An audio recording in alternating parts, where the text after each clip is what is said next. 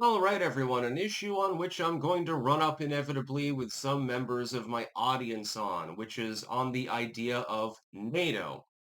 I am pro-NATO. I am not anti-NATO. Um, Here's my thoughts, and please, before you jump down my throat and dislike the video or lambaste me in the comments, please just hear me out, please. I know that's hard, depending on a person's schedule. I believe NATO needs considerable reform, and it should be US-centric. It should be used only for defensive purposes. Currently, none of these things are true. That is a big problem.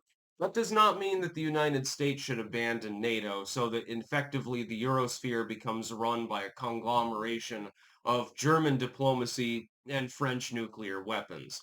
That doesn't sound helpful. We've already got a bipolar world. Hey, let's create a tripolar world. That makes a lot of sense now, doesn't it? No, not really. The United States is the backbone of NATO. We're the only ones fielding enough aircraft carriers and ships and planes and so forth to actually guard the shipping lanes that affect our own economy. We're the only ones that are capable of exerting enough diplomatic pressure on a place like Panama to kick out Chinese influence, build bases, and guard the canal, for example. We're the only ones capable of exerting enough diplomatic influence on a nation like Egypt to make sure that the Suez Canal remains safe. Maybe even gets expanded. Maybe we should invest in that. Definitely be helpful for world trade. I bet the Europeans wouldn't bitch about that one. All of these things that we can do with our resources are very, very important. We have to be able to trade and travel with other countries. Ergo, we have to have skin in the game. If we leave NATO and just resort to pure Monroe Doctrine or something like that, which would only be half-assed because Venezuela and nations like that exist and wouldn't work with us at all anyway, then we isolate ourselves.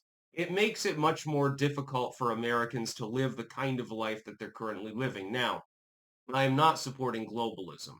Here are the steps that you take to reform NATO.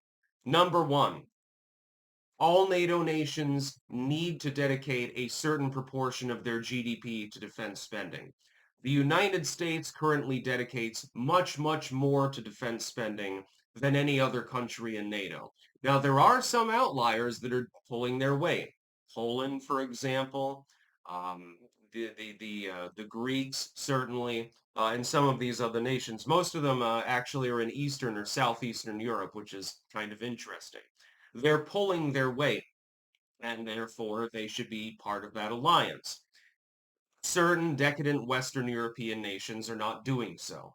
We need to address this, put them on blast, and say, look, we have agreed upon a certain percentage of GDP to be put forth for defense spending to train troops, to supply them, get some tanks and so forth. You can buy them from us. That's, perfectly possible.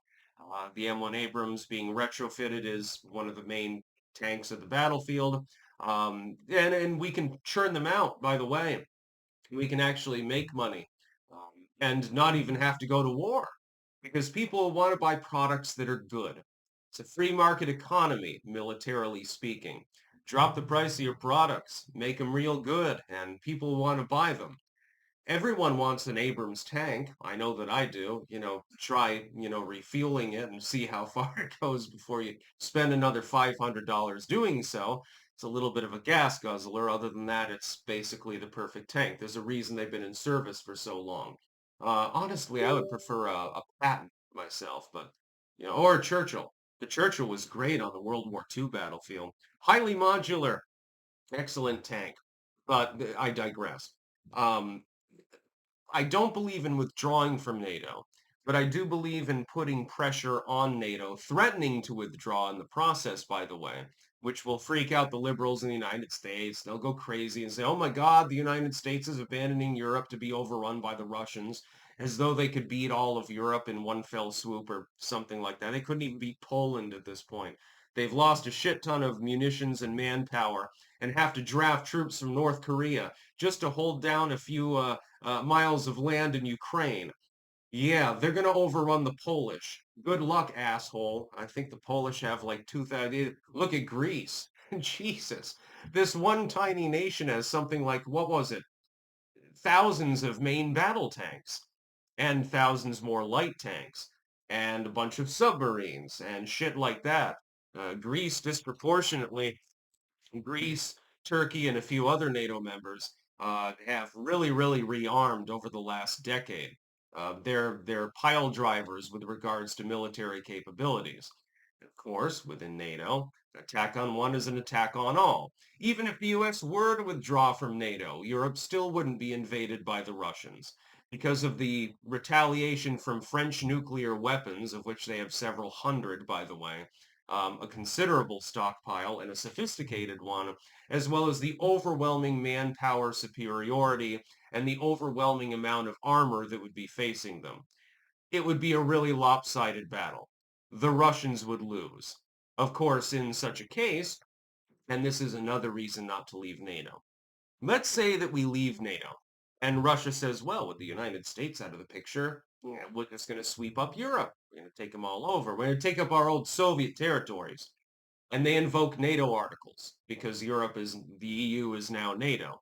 What happens? A nuclear war. Do you think that Russia wouldn't strike the United States anyway, even if we were out of NATO? Of course it would. I do not believe in leaving NATO. It's a bad idea. Rather, assert hegemony over NATO and say, look, we're paying 50% of the defense spending. You kind of need us. And then ingratiate yourselves diplomatically towards the other nations and say, look, you just need to pony up a little bit more money in defense spending. And by the way, spend it in the United States because we have an enormous arms industry, the largest in the world. So buy some tanks. We'll sell you F-16s. Maybe we'll make more A-10s. I bet the Russians would be scared if a bunch of A-10s were drawn up on their border. It wouldn't be a good day for them. Moscow would be shivering, and not just because of the cold.